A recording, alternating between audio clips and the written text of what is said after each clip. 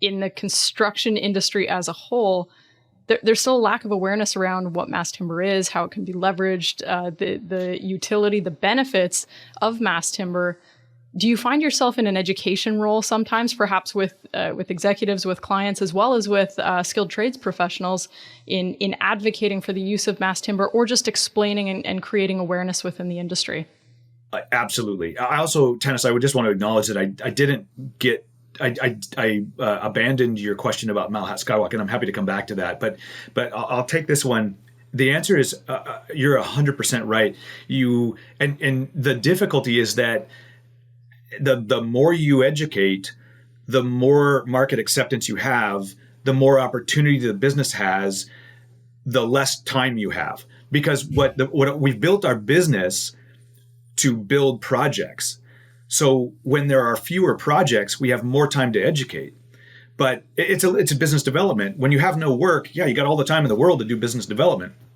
But when you exceed your capacity to perform the work, you should probably stop selling or find a way to grow the top end of your business to handle that capacity, right? So we get stuck. Like, I've been in this industry my entire life, and I can remember 20 years ago, we would be in a dogfight for one project, three builders that were like us, and we would be in a dogfight for it. And it would be a sprint to the bottom, and there would be no margin in it.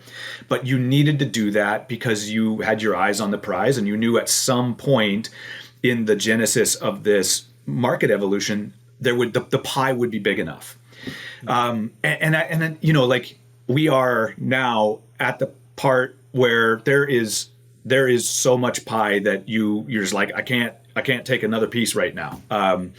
And still the market, the reason that is, guys, is because there are not enough folks like us. There are not enough folks in the supply chain. And so we're an undersupplied, underperformed industry, even as the market is just gaining momentum on acceptance.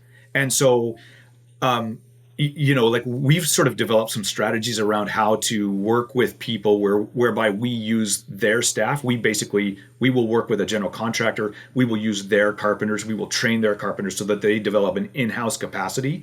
What that allows us to do is grow our top line. We can perform the work without having to go hire another 25 carpenters. We can use their carpenters, create some in-house capacity.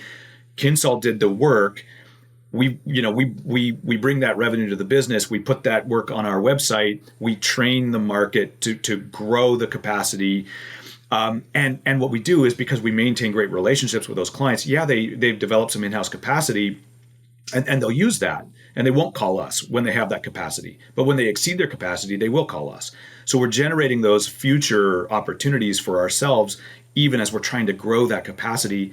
As I was saying to you guys before we started recording, I was just at BuildX the last couple of days giving a presentation on how to design for constructability from day one. That's actually the name of the presentation, where myself and Adam Gerber from Aspect Engineers co-presented on the subject. It was an exceptional turnout and presentation. And, it just is really indicative of a thirst in the market to know. And we just have to remember that we have to continue to pay rent in the industry in which we make our living. And it's hard, because before the presentation, both Adam and I were just like, oh my God, why did we sign up for this? We have no time. We pushed the creation of our presentation to the very last second.